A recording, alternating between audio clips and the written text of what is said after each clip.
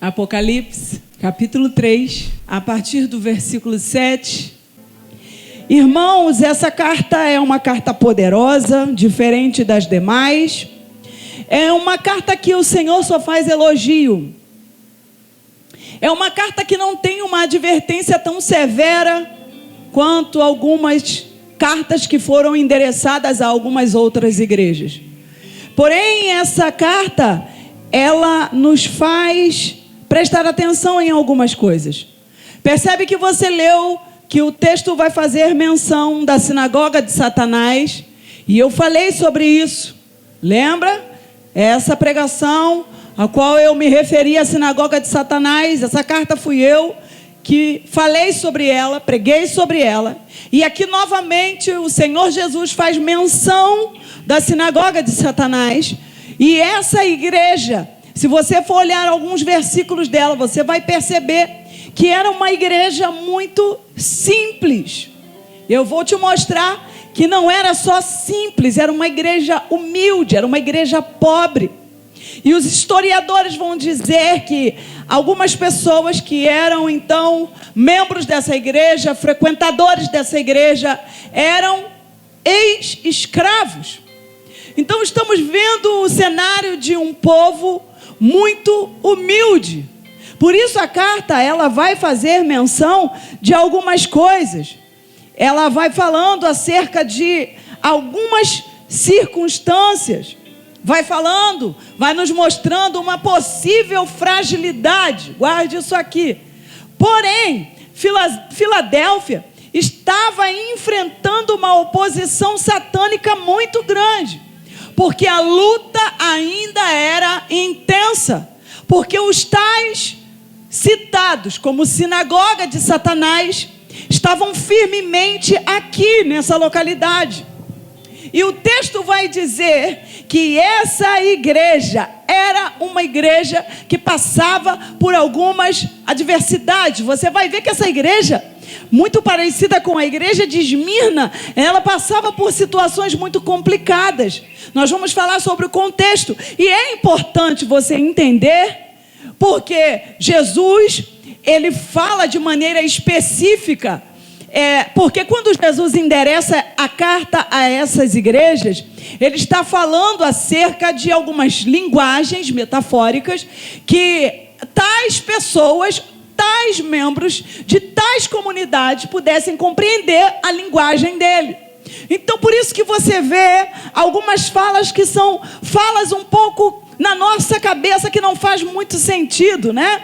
Jesus fala que ele é quem tem a chave de Davi, que abre que ninguém fecha, que fecha e ninguém abre. Ele também vai falar que ele põe uma porta aberta e que ninguém pode fechar. Ele fala sobre tendo pouca força.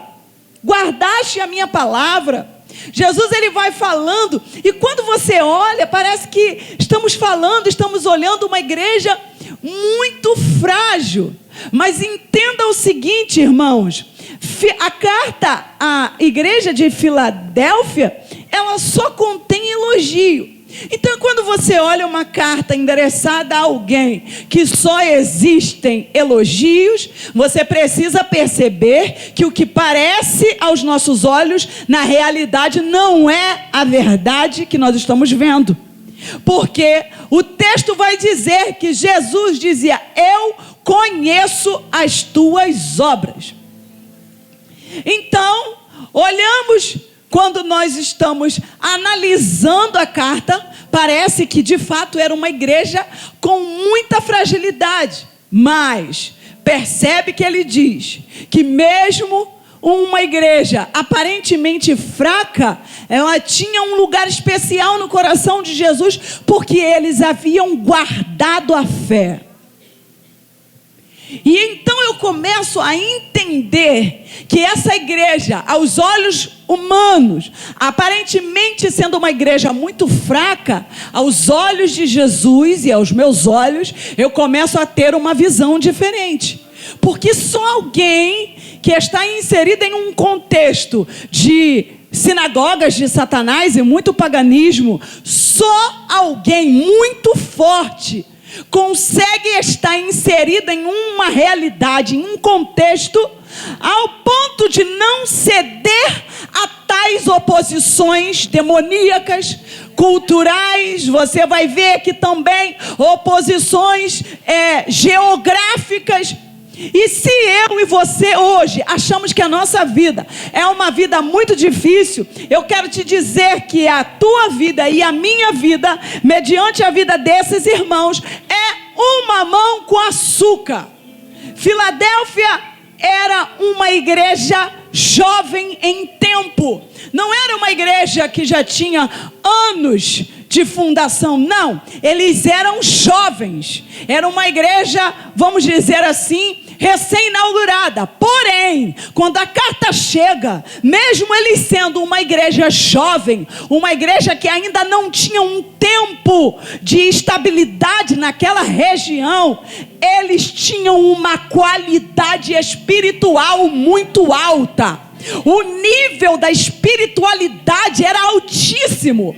Não tinha como comparar a igreja de Filadélfia como algumas igrejas, por exemplo, Éfeso. Não dava, porque era uma igreja que tinha uma potência intelectual muito grande. Seus líderes, seus ensinadores, seus mestres, eles eram muito poderosos. Porém, mesmo sendo uma igreja estabelecida em um lugar muito diferenciado e com líderes que tinham uma condição de ensino muito alta, essa igreja teve um problema. Eles foram advertidos por ser uma igreja que tinha uma frieza, o amor, o primeiro amor já havia morrido. Então, quando eu olho para essa igreja, eu vejo uma igreja que culturalmente era uma igreja que estava inserida em um ambiente muito pagão, porém eles conseguiam manter-se nesse lugar. Eles eram atacados pelos crentes judeus, que eram então aqueles que eu disse que tinham o desejo de penetrar para dividir, para dissolver, para diluir. Eles eram aqueles que estavam inseridos no contexto para deturpar, distorcer a verdade que estava sendo apregoada, os ensinamentos que foram liberados, e mesmo assim essa igreja era uma igreja fiel. E eu pergunto para você nessa noite, qual é o seu nível de fidelidade mediante as circunstâncias, as oposições satânicas, as perseguições, os ataques? Qual tem sido o seu nível de fidelidade? Eles eram muito maduros. Tem gente que tem 30 anos de igreja e nunca amadurece. Essa igreja, imagine, uma igreja que foi inaugurada e de repente começa a se ouvir histórias de que algo poderoso já estava acontecendo.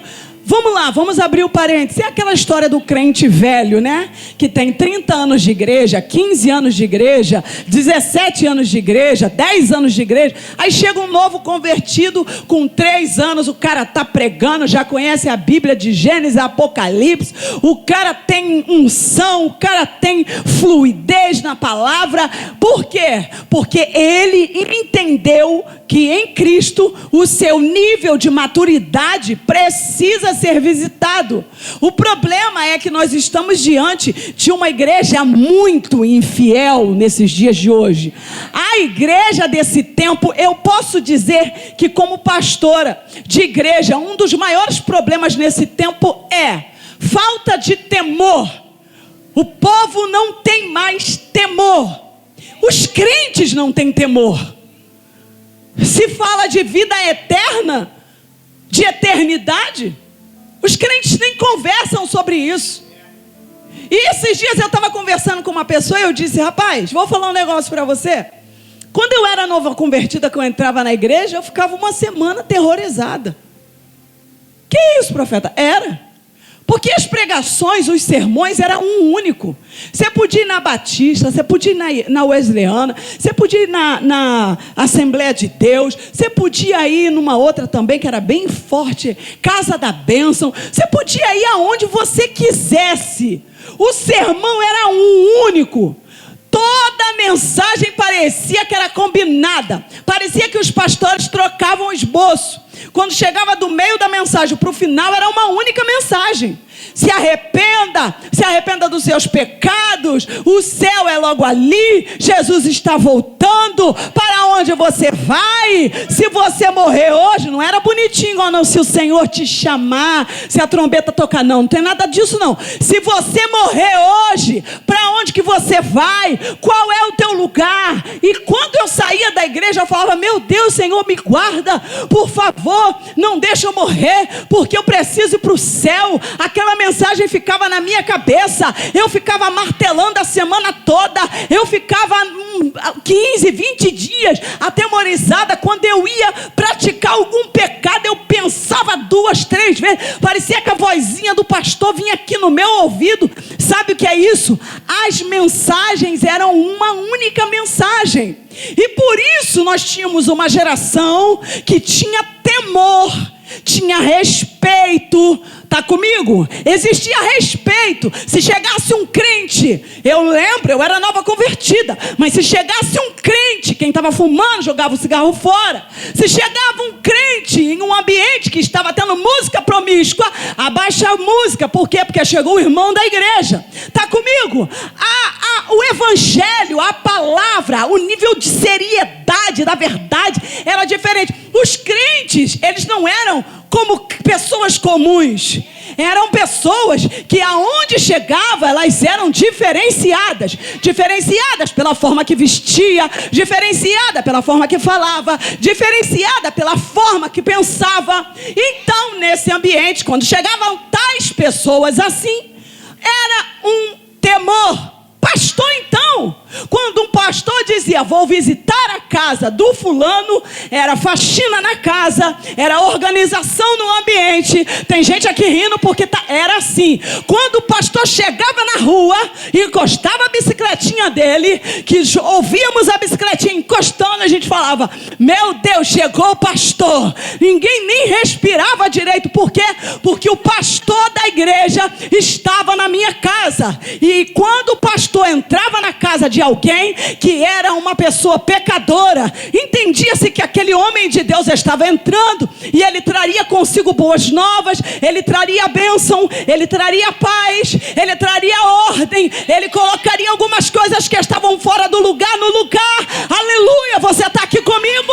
Então essa igreja, a igreja de Filadélfia, era uma igreja que entendia, era uma igreja pressionada, mas era uma igreja maturada, era uma igreja que vivia condições difíceis, mas era uma igreja que entendia que quanto mais maturada, que quanto mais a sinagoga de Satanás se manifestava, mais eles eram então provados no seu saber, mais eles eram então firmados, mais apologetas eles se tornavam, mais defensores da sua crença eles eram, porque eles entendiam que mesmo sendo novos, mesmo sendo jovens, eles já tinham passado pelo processo de maturação, e o processo de maturação estava dando para eles uma condição tal de arrancar dos lábios do noivo aquele que passeava no meio da igreja. Essa igreja tinha um diferencial. Aquele que passeava no meio da igreja não conseguia encontrar um defeito.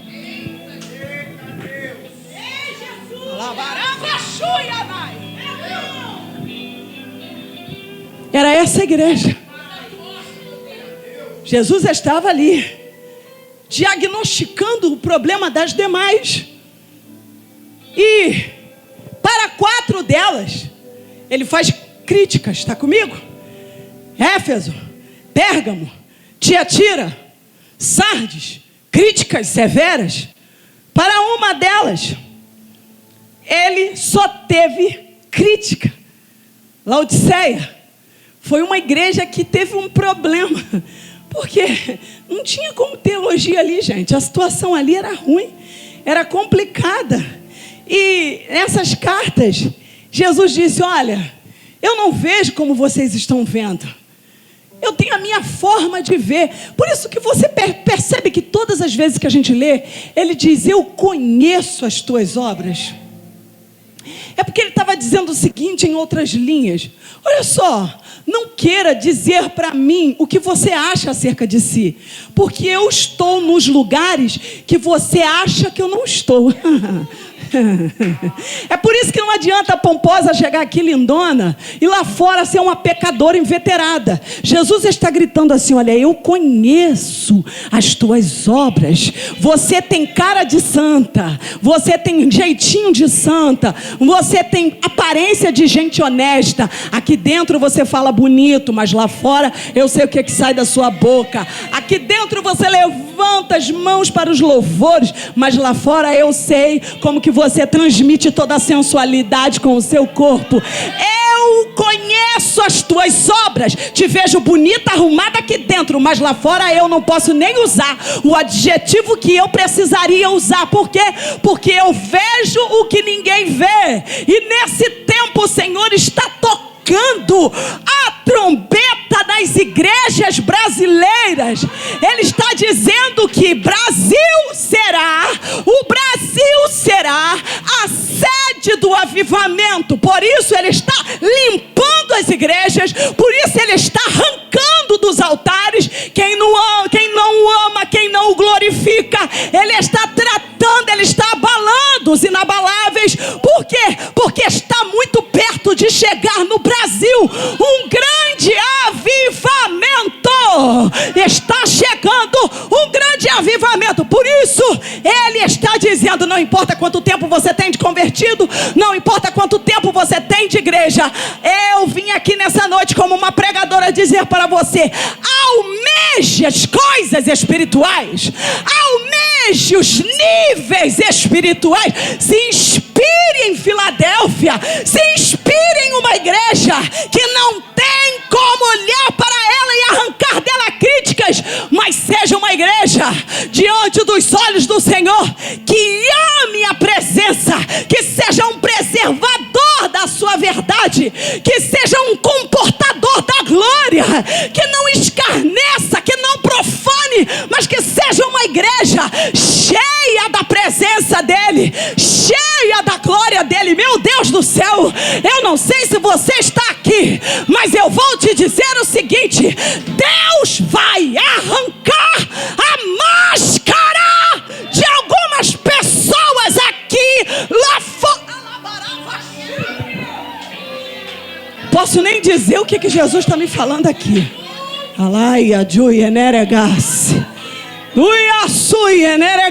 Para de brincar. Assim diz o Senhor para alguém aqui dentro: elevará vashui. Noia suia narameu.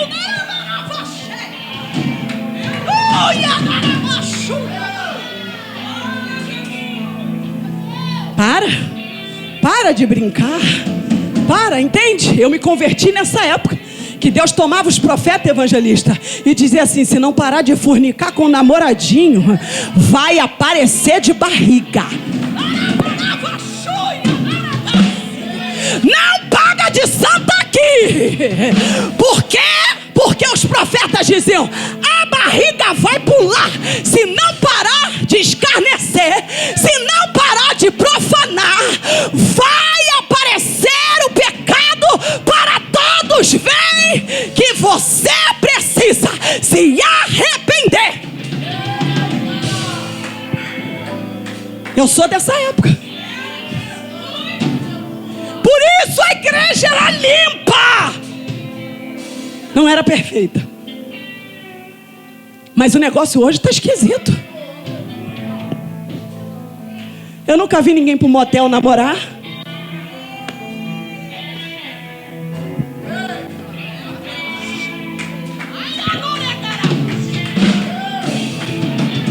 Jesus está aqui, o grandão da Galileia.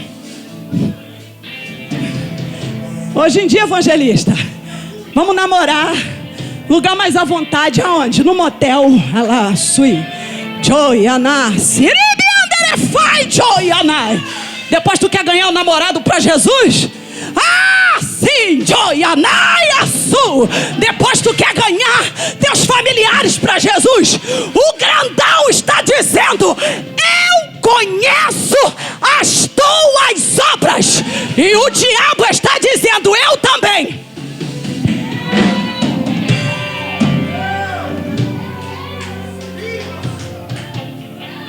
Eu não sei se você vai dar glória, mas sei que você vai ter coragem de dizer: no muro eu não fico mais.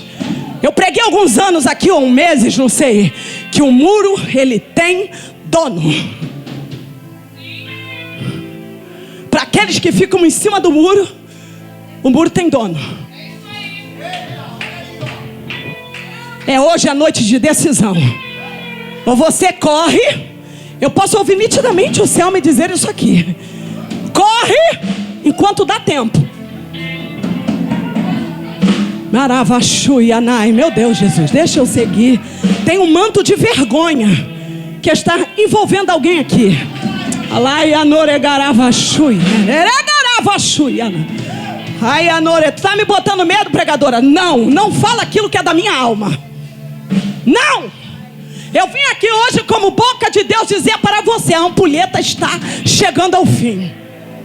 O tempo está extirpando de brincar na presença de Deus.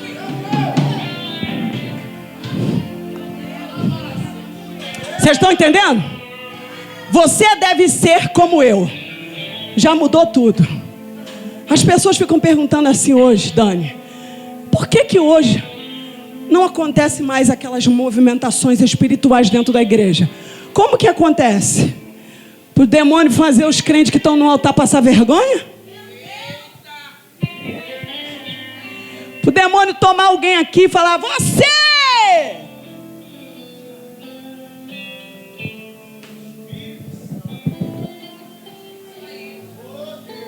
Eu não sei se tu vai dar glória hoje, irmãos. Sou da época que quando Deus estava usando o vaso, ou quando o demônio manifestava, quem estava sujo corria, se escondia, caçava um canto para se esconder, porque senão vinha para fora. Essa igreja era uma igreja viva. E uma igreja maturada é uma igreja que tem dons. Os dons, mas não só os dons. Eles tinham um dom que era um dom especial. Que dom é esse, profeta? Eles tinham um dom do amor. Mas não era um amor apenas pelo próximo. Filadélfia era uma igreja que amava a evangelização.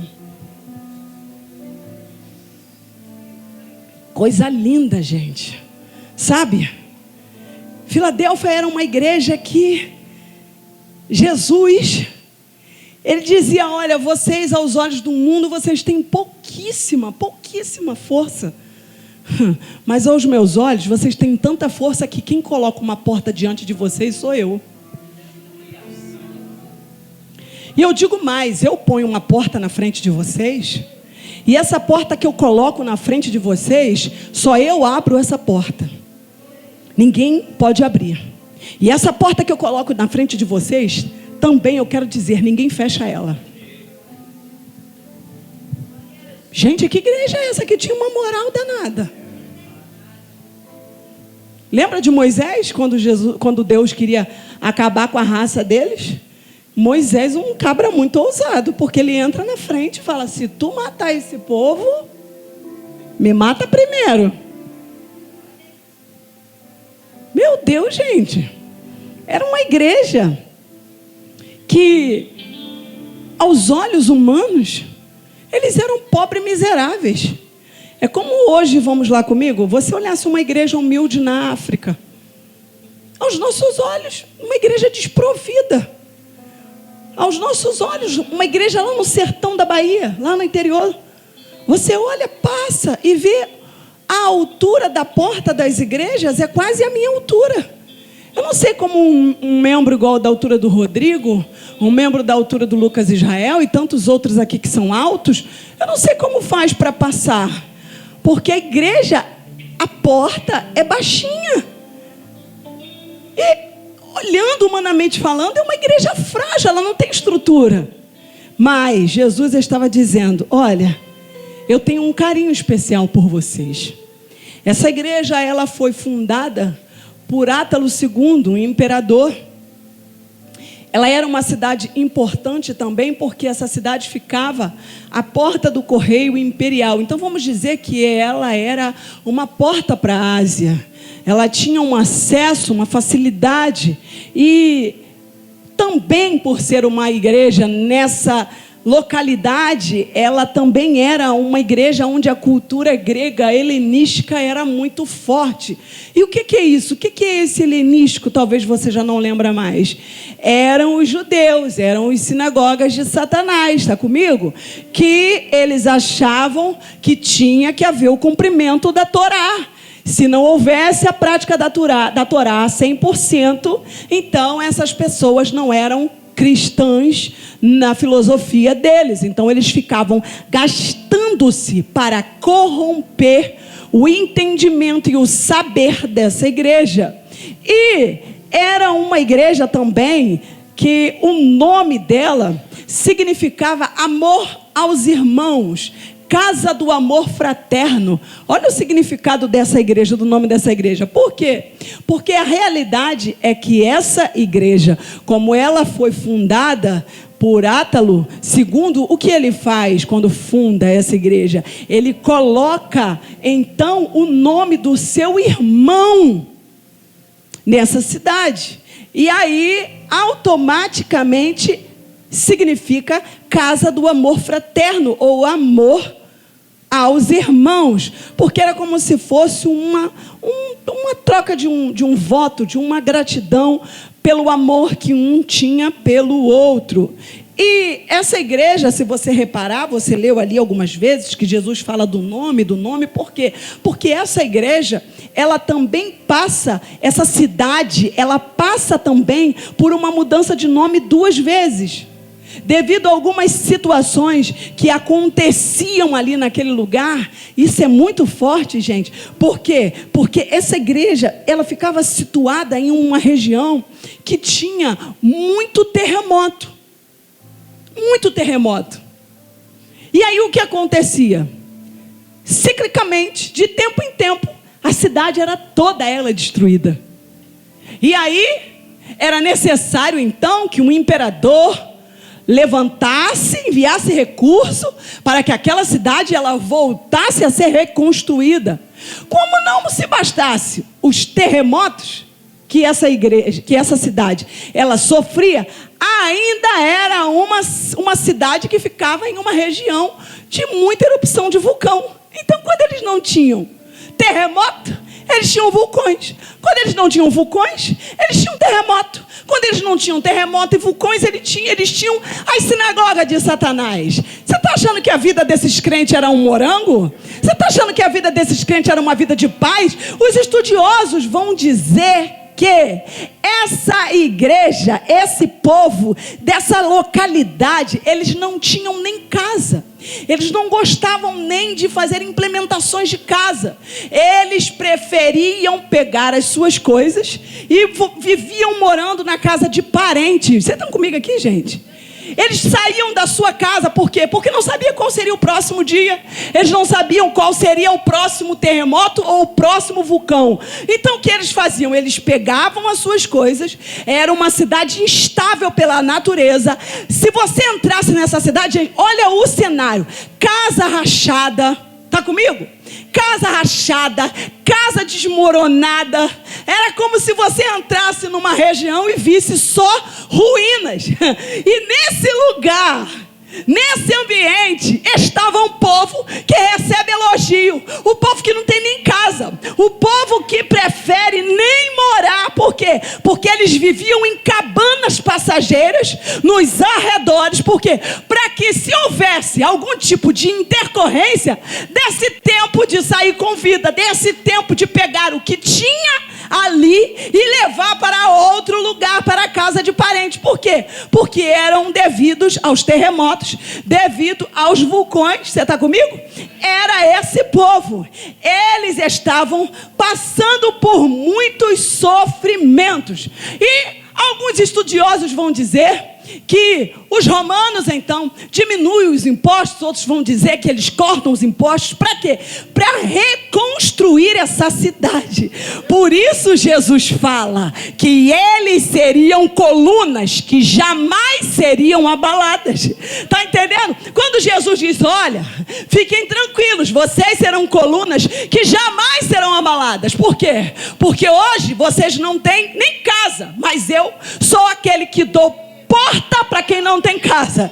Ele diz, olha, vocês estão passando por situações difíceis, aonde as casas elas não conseguem nem ficar de pé, que dirá coluna, mas não tem problema. Pode não ter coluna na casa, mas vocês serão e são colunas que jamais serão abaladas. Meu Deus, gente, que coisa tremenda, que coisa poderosa.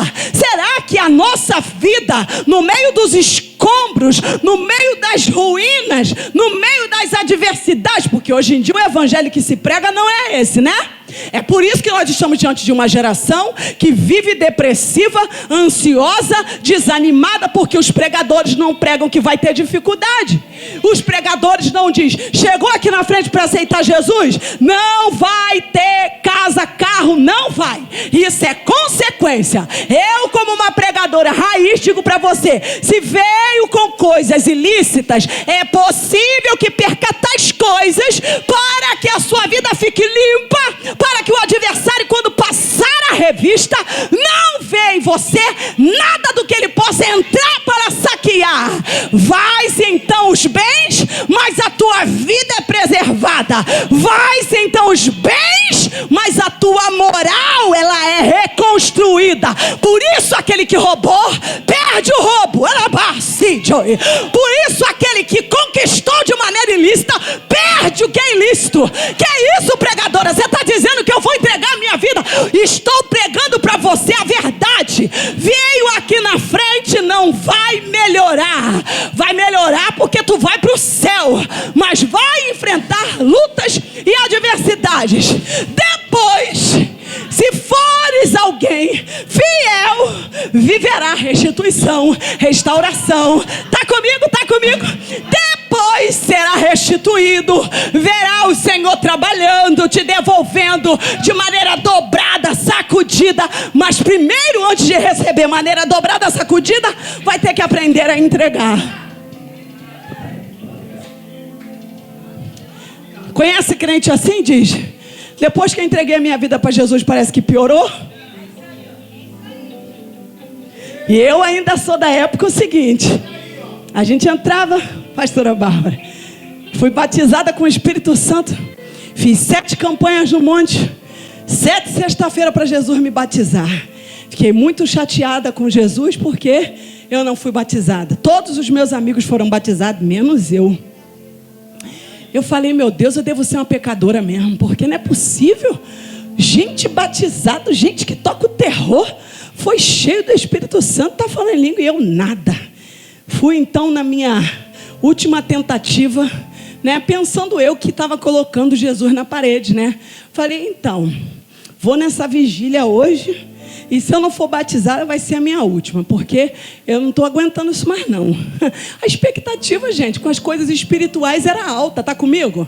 Os crentes ficam 30 anos dentro da igreja, não tem nem desejo de ser batizado com o Espírito Santo. Ah, me poupe, irmão, me poupe. Eu queria ver o céu. Até hoje eu sou assim. Jesus, me dá a obra de ser arrebatada. É o meu sonho, gente, ser arrebatada no Espírito, é o meu desejo. Ora para Jesus me conceder isso. Eu peço isso para Ele quase todo dia.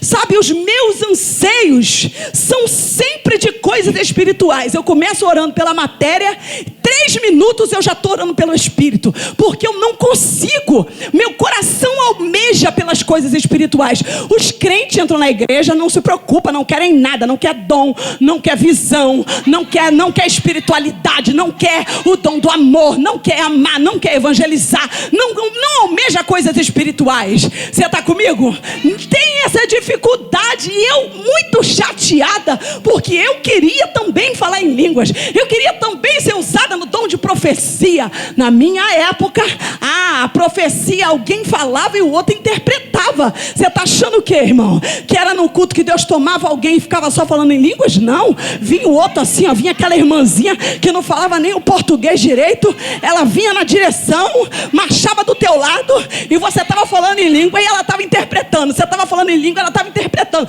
O português não saía não, mas o dialeto do céu saía todinho. Todinho. E aí você vai falar, e por que isso não acontece hoje? Não acontece porque os crentes não querem. Não acontece porque os crentes são imaturos. Ficam na igreja 10 meses, não para de xingar um palavrão. Fica na igreja 1 ano, não para de botar a mão na fornicação. Fica na igreja 5 anos e continua saindo da igreja e indo para balada. Ficam dentro da igreja e com o pé no mundo. Hoje eu tô de Jesus, amanhã eu tô de Satã. Hoje eu tô de Satã, hoje eu tô de Jesus. Pregadora, que é isso? A minha Bíblia diz que não existe uma linguagem melhor. Ou você é do céu, ou você não é do céu. Se você não é do céu, desculpe te dizer, existe um outro céu.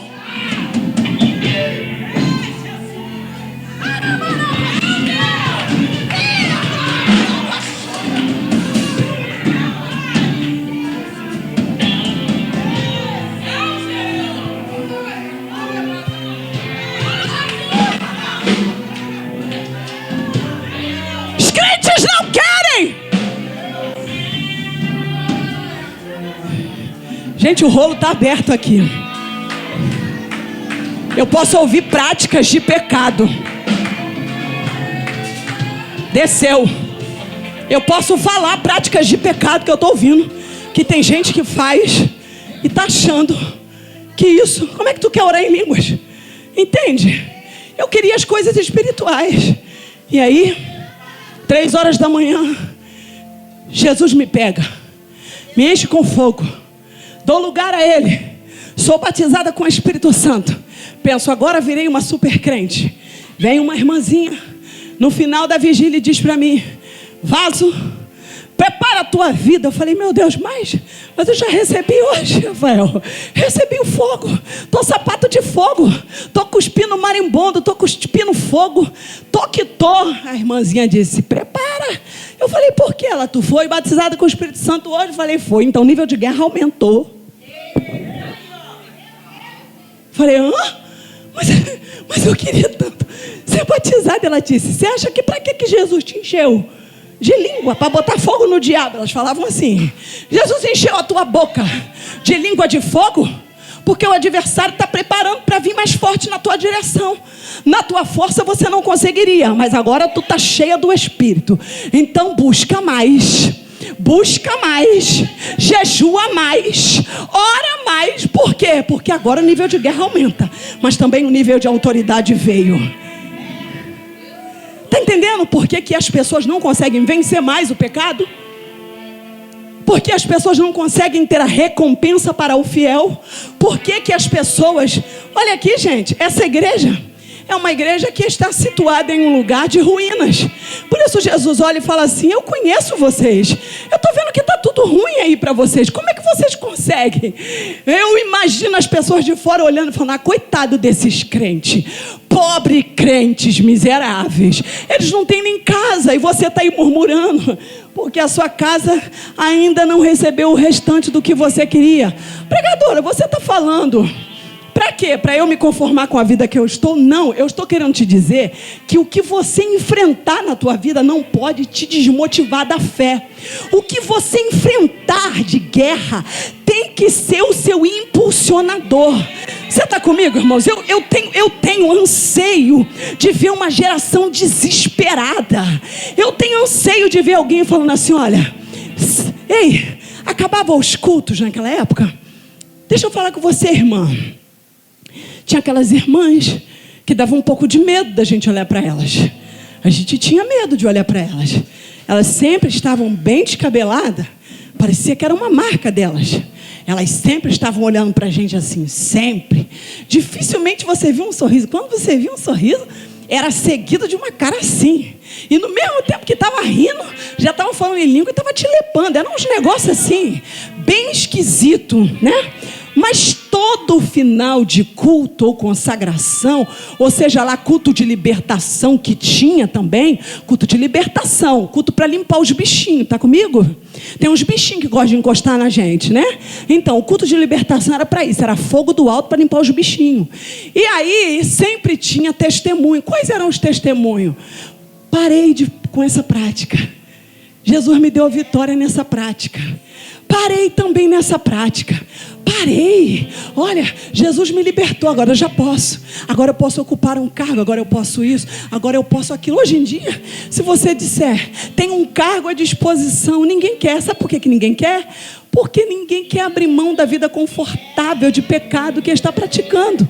Estar em um cargo vai implicar em consciência, está comigo? E a consciência pesa quando você está fazendo coisas que você sabe que não estão condizendo com a palavra. Filadélfia, não. Filadélfia era uma igreja que, mesmo em meio a essas circunstâncias, quando Jesus olha para eles e fala assim, deixa eu passar meu checklist, deixa eu encontrar um problema, porque não tem problema, o problema aqui é o quê? A sinagoga de Satanás, mas ele já tem um lugar para eles. E aqui eu vou chegando no final, porque não dá para eu falar sobre tudo, é muito assunto. Jesus fala que eles eram uma igreja perseguida pelos falsos mestres, mas Jesus diz, olha, vocês estão perseguidos pelos falsos, mas você leu comigo e ele diz, eu sou o que é santo. Ele diz, e o que é verdadeiro. Eu sou autêntico, eu sou genuíno, e eu falo e não falho. Está comigo? Eu falo e não falho. Mas ele está dizendo também em outras linhas, Deus não é fiel com os infiéis.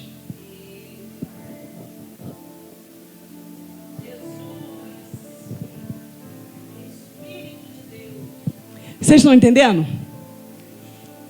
Por que o povo está ficando dodói? Por quê? Porque parece que o coração das pessoas são cheios de uma esperança que nunca acontece. O pregador dá esperança, ele prega, mas ele não diz que para você receber, isso tem que morrer. Ele não diz que para você acessar, algumas coisas vão ter que ficar. Não falam. Por quê? Porque isso não dá like. E é possível que alguns nunca mais queiram voltar nessa igreja hoje. Por quê? Porque talvez você estava esperando uma palavra que iria nortear a tua semana todinha. E a palavra que vai nortear a sua vida a semana todinha é: eu conheço as tuas obras. Se você quer viver todas as vitórias que você almeja e que eu acho e concordo com você que nós temos que viver, nós precisamos praticar algumas coisas. E aí, a palavra vai dizer algumas coisas para a gente já chegar no final. Jesus, ele fala sobre 3 coisas aí. Ele fala sobre a porta, ele fala sobre a chave e ele fala sobre a coluna. Está comigo? Olha que coisa tremenda isso aqui. Se eu não conseguir falar as outras 2, tudo bem, mas se eu conseguir que você entenda isso aqui, eu já estou feliz. Quando Jesus ele fala aqui para eles, olha, abra a sua Bíblia.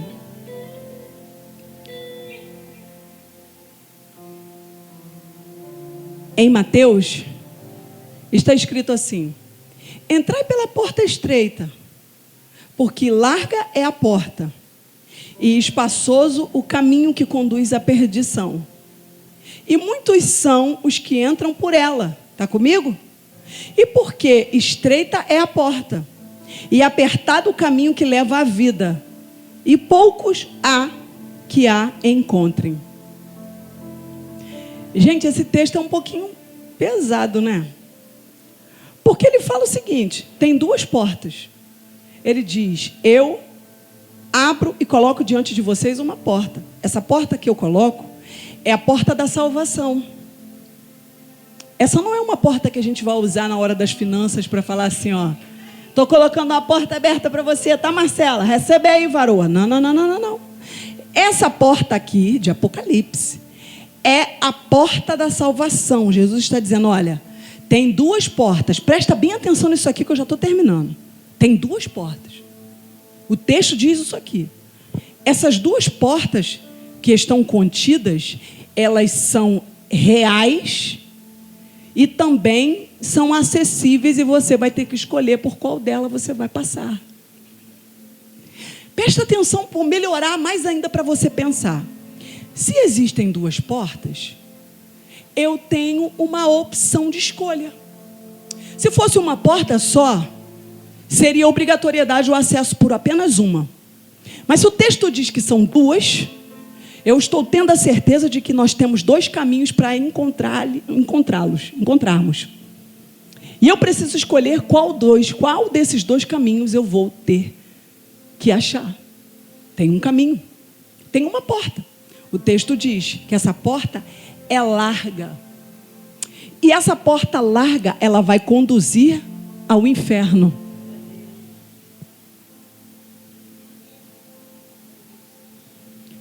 É a porta que você passa sem fazer nenhum esforço. A realidade, você passa com uma quantidade expressiva de pessoas do seu lado. Porque a grande maioria que vai para o inferno não gosta de ir sozinho, né? Quem vai para o inferno gosta de levar consigo pelo menos uns 3. Por isso que a porta é larga. Para não dar dificuldade, para não dar... É facinho.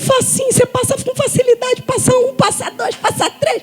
Passa todo mundo fazendo um trenzinho do lado e vão embora. Porque a gente está entrando pela porta larga. Ela é boa. Ela é fácil. Você enxerga ela num raio de visão muito rápido. Por quê? Porque ela é grande. Só que a Bíblia diz que a porta que conduz ao céu, ela é estreita. A porta que conduz à salvação, ela é estreita. E nessa porta, só vai passar um de cada vez. A porta que conduz à salvação é a porta que você vai ter que passar fazendo muito esforço. Está comigo, gente? Vem cá, evangelista, você e o Danilo. Fica aqui para mim, deixa eu só mostrar para vocês. Vem, varão, vem. Olha só. Fica um de costa para o outro. De costa. Isso, só que vira assim.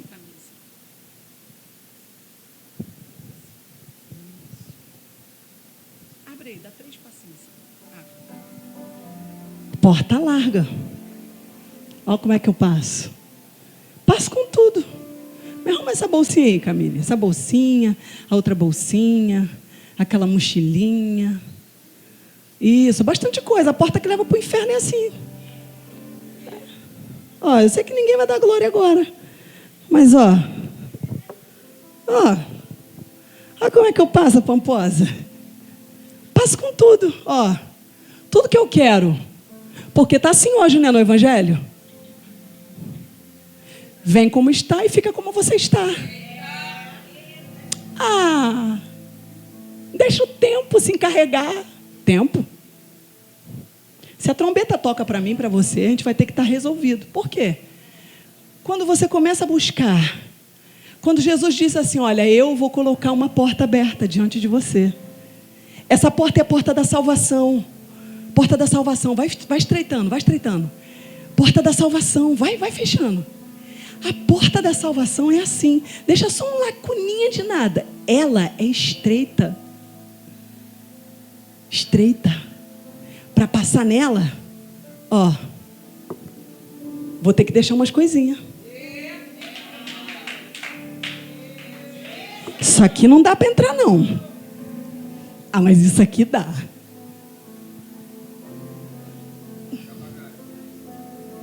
Mas como é que eu passo? Não, essa aqui eu ajusto. Essa aqui eu solto porque vai ficar mais fácil para entrar meu bracinho. É a porta da salvação. Já estou quase lá. É estreita. Quem pôs ela aberta? Só que, pode fechar. O diabo, ele vem, olha. Ele vem fazendo com que tudo... Eu sou forte. Mas ó, ficou. Está comigo? Labarava chui.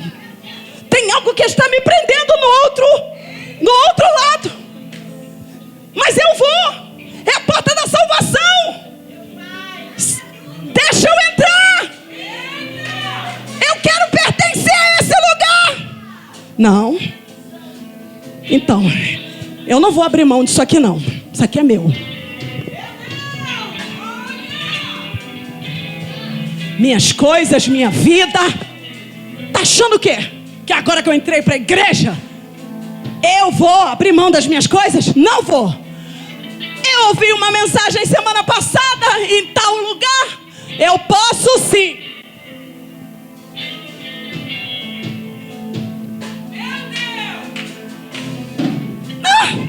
Não vai não? Então vou para outra igreja. Vou para outra igreja, porque lá eu vou ter liberdade. Lá eu vou ser livre. Abre a porta. Lá eu vou ser livre. Canto no louvor, faço tudo. Tô livre. Tô livre. Até que um dia escutamos uma mensagem. E a mensagem é: eis que eu coloco diante de você uma porta aberta, que ninguém pode fechar. Porta da salvação. Estreita. E agora? Não tem outro caminho. Quando eu examino as escrituras, eu começo a descobrir que tem coisas que não dá, não vai passar comigo. É a porta que me conduz à salvação. Tudo bem, eu vou desapegar. Mas o reino dos céus é tomado à força. Eu me encho do Espírito. Eu cinjo a minha espada na guerra. Eu me preparo. Eu estou disposta a entrar no reino dos céus. E se isso aqui me impedia, não me impede não.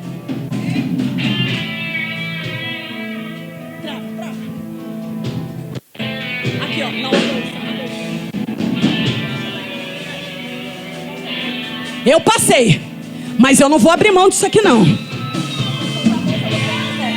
Eu passei, mas eu não vou soltar isso. Não, eu gosto muito. Não, eu amo muito isso. Não, isso é muito bom, é muito gostoso. Não, eu não abro. Michele, eu conheço as tuas obras. Eu conheço as suas obras. Sem santificação, ninguém verá a minha face. Ninguém verá a minha face. Ninguém verá a minha face. Aonde está a igreja? Aonde está a igreja? Aonde está a igreja? A igreja lavada, a igreja remida, a igreja lavada. A igreja é santa. A igreja é santa. A igreja lavada, a igreja remida. Cadê? Cadê? Cadê? Vai valer a pena. Vai valer a pena. Vai valer a pena. Meu Deus. Vai. Vai valer a pena. Vai valer a pena. Larga. Larga. Larga. Larga. Tem alguém te esperando.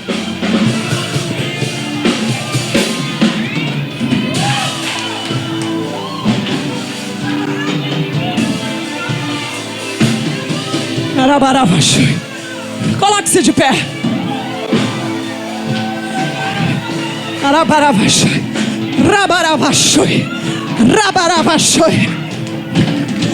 Que o Senhor nessa noite espalhe renovo na tua vida. Que o Senhor envolva essa igreja. Que Ele envolva. Que Ele envolva. Que Ele te envolva. Meu Deus. Que Ele te envolva.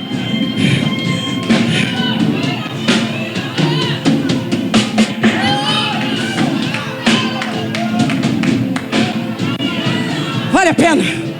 Vale a pena.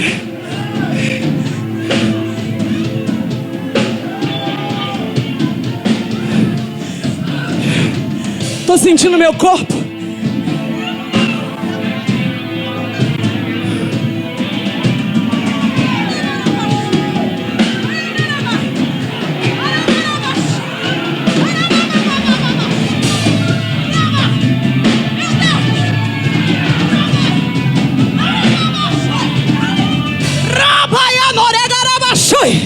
Rabaianai, seja cheio, seja cheio, seja cheio, cheio, cheio, cheia.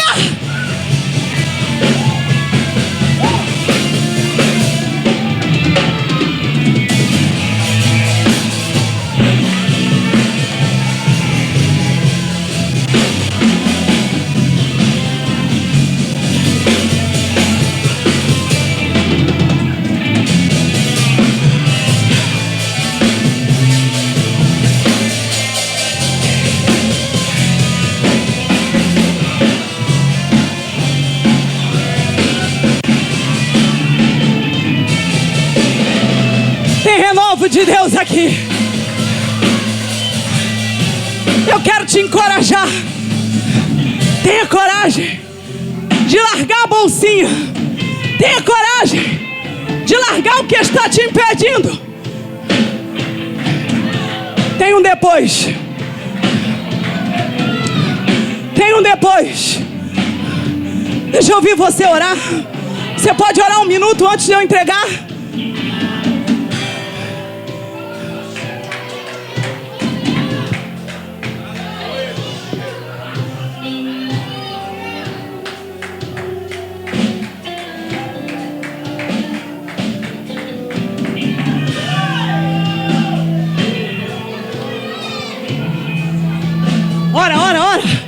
Ora, Jesus está trabalhando na casa.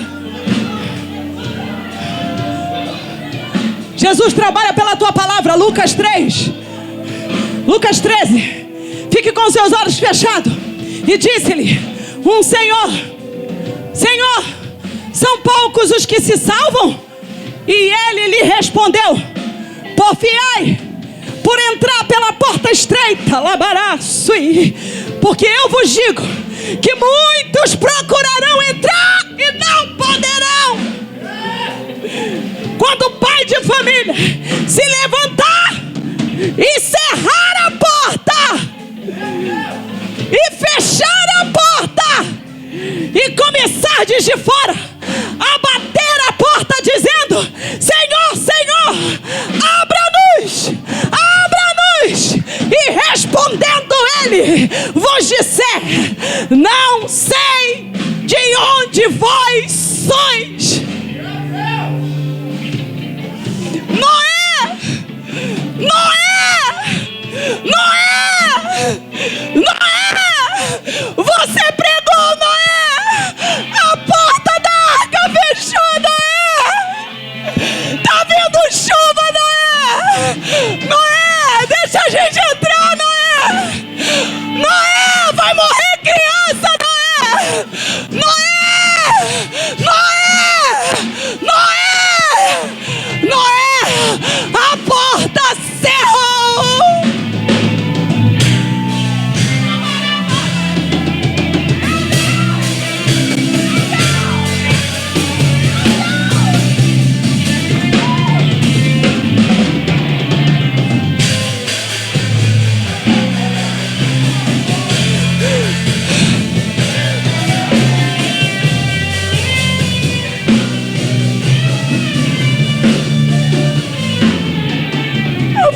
Cerrou. Então começarei a dizer: temos comido e bebido na tua presença, e tu tens ensinado nas nossas ruas. E ele vos responderá: digo-vos que não vos conheço, não vos conheço, não vos conheço. Apartai-vos de mim, apartai-vos de mim, vós todos os que praticais a iniquidade.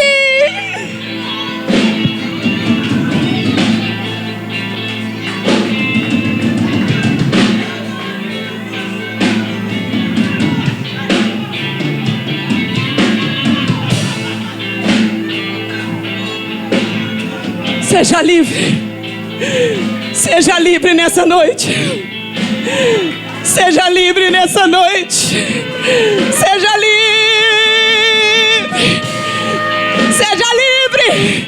Seja livre do peso da escravidão. Seja livre do pecado. Seja livre. Seja livre. Seja livre. Seja livre. Seja livre. Seja livre. Seja livre.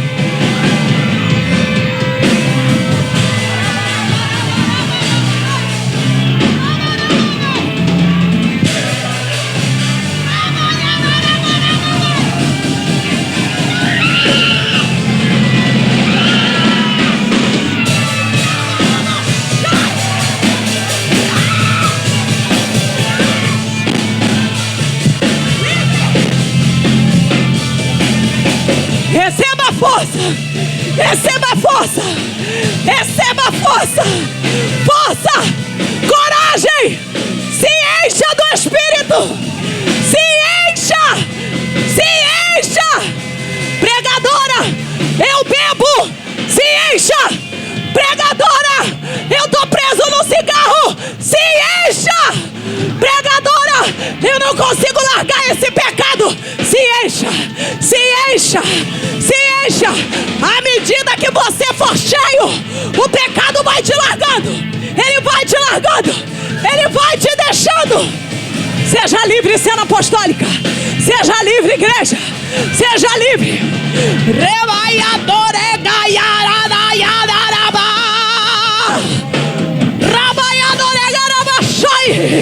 Meu Deus, cadeias estão sendo quebradas. Cadeias, cadeias, cadeias, cadeias, cadeias, se quebrem, cadeias. Seja livre, seja livre, seja livre.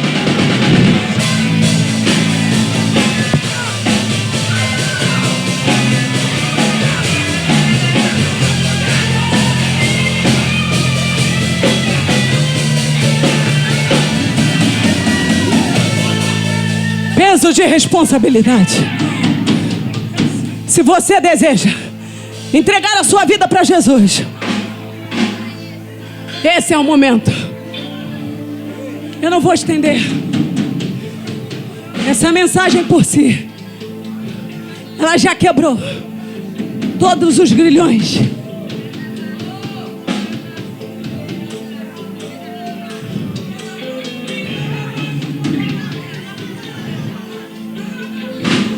Correntes se partam dos pés, das mentes. Você é livre. E quando ouvirdes a voz do Senhor, não endureça o seu coração.